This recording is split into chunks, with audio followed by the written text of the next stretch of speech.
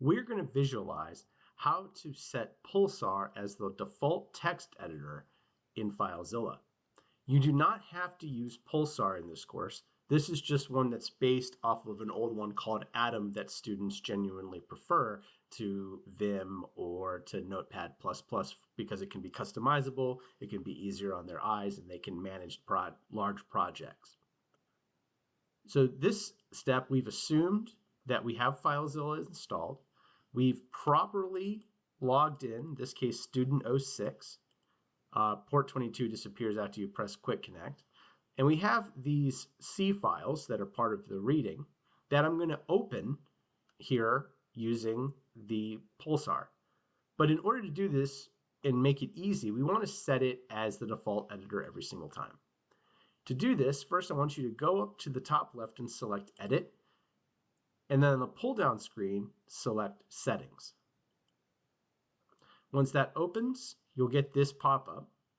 And then on the left, I want you to scroll down and select File Editing.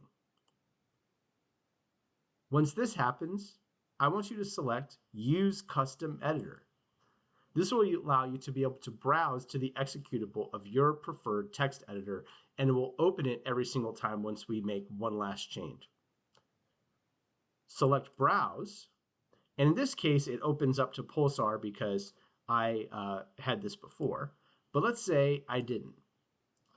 And that's going to be what most of you have. So you want to go up to C, and I want you to select, in this case, the C drive on Windows. I want you to select Program Files, and then scroll down, and eventually you're going to see Pulsar. Select Pulsar, and then use the Pulsar executable. This way, it'll run the executable every single time to start your program.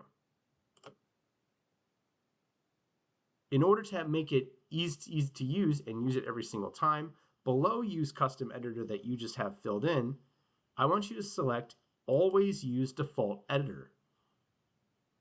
From here, we're going to click OK. And now Pulsar is going to be our default editor. So let's read add.c. The way you want to do this is single click and then right click, and you're going to get several options. Select View Edit, and then if it says Reopen Local File, click OK. After a moment, what's going to happen is it's going to open up Pulsar.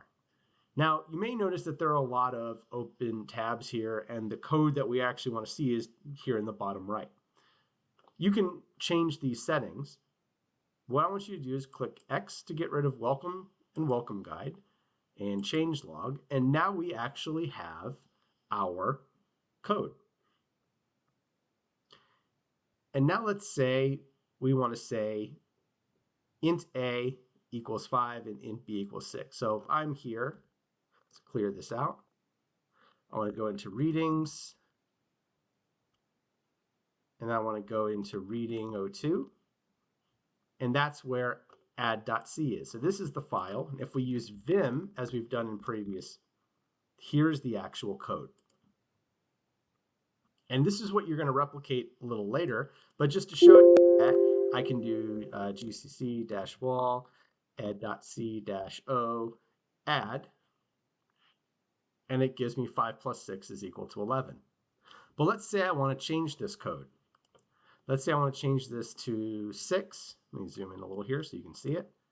And then I want to do 7 here. Now if I press save, watch what happens in FileZilla. If I open it, you're going to see a file has changed. It has changed the local copy of the file on my machine. Once I click yes, it's going to update on the student server. Now if I go back to PuTTY and if I type vim add.c, we now see that my changes are now reflected on the Notre Dame machines. And if we compile, now if I run the executable, because I haven't compiled it yet, it's still going to say 5 plus 6 is equal to 11. That means I need to recompile it every time I make a change. And if I run the new compilation, we now see that 6 plus 7 is equal to 13.